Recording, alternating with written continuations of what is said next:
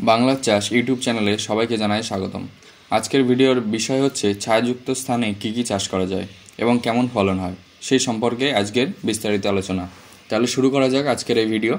ছায়াযুক্ত স্থানে অনেক রকম সবজি এবং অনেক রকম ফসল চাষ করা যায়, তবে ছায়াযুক্ত স্থানের মধ্যে পার্থক্য রয়েছে। যেমন যেখানে 3 ঘন্টা সূর্যের আলো পায় এবং যেখানে 1 ঘন্টা সূর্যের আলো পায়, এক্ষেত্রে ফলনের পার্থক্য হয়। যেহেতু সূর্যের আলো উদ্ভিদের জন্য খুবই গুরুত্বপূর্ণ, তাই সূর্যের আলো কাজে লাগিয়ে নিজেদের খাদ্য তৈরি করে। তাহলে ছায়াযুক্ত স্থানে এখন কি চাষ করবেন?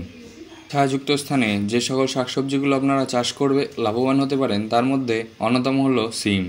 তবে 2 ঘন্টা যেখানে সূর্যের আলো পড়ে সেখানে উপযুক্ত পরিচর্যার মাধ্যমে সিম গাছকে বৃদ্ধি করতে পারেন এবং মোটামুটি ফলন পাবেন। এরপর দ্বিতীয়, যেখানে ছায়াযুক্ত জায়গা রয়েছে সেখানে কাঁচা কলার গাছ লাগিয়ে দিতে পারেন। এক্ষেত্রে বৃদ্ধির কোনো বাধাগ্রস্ত হবে না, কেননা এটা ছায়াতেও খুব ভালোভাবে বৃদ্ধি পায়।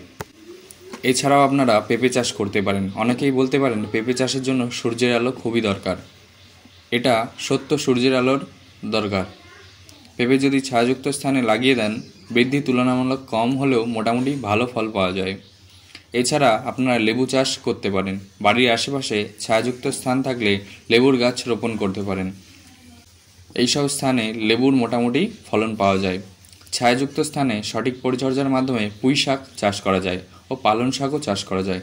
ছায়াযুক্ত স্থানে পুঁই শাক এবং পালং শাকের মোটামুটি ফলন পাওয়া যায়। আপনারা এটা চাষ করতে পারেন। বন্ধুরা, ছায়াযুক্ত স্থানে মিষ্টি আলুর ফলন খুবই ভালো হয়। আপনারা যদি মিষ্টি আলু চাষ করতে পারেন তাহলে এখানে কোনো সমস্যা হবে না। অনেকেরই আম বাগান, লিচু বাগান রয়েছে, সেই বাগানের নিচ দিয়ে মাটি আলগা করে মিষ্টি আলু চাষ করতে পারেন। এক্ষেত্রে এর বৃদ্ধি কখনো বাধাগ্রস্ত হবে না। ছায়াযুক্ত স্থানে আরেকটি গুরুত্বপূর্ণ মশলা জাতীয় ফসল আদা এবং হলুদ চাষ করতে পারেন। এই দুইটি ফসল ছায়াযুক্ত স্থানে খুবই ভালো হয়ে থাকে। তবে একটি জিনিস মনে রাখতে হবে, ছায়াযুক্ত স্থান রোগ বেশি হয়। এছাড়া পোকামাকড় আক্রমণ করে বেশি। তাছাড়া পাতা হলুদ হয়ে যেতে পারে বা গাছ কম বাড়তে পারে। এছাড়াও ফুল ফল এসে ঝরে যাওয়ার সম্ভাবনা হয়ে থাকে।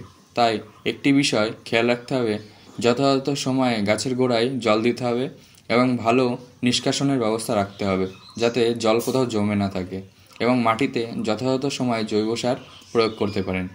আজকের জন্য এইটুকুই। যদি ভিডিওটি ভালো লেগে থাকে অবশ্যই লাইক, কমেন্ট, সাবস্ক্রাইব করবেন। যদি মনে কোনো প্রশ্ন থেকে থাকে অবশ্যই কমেন্ট করবেন।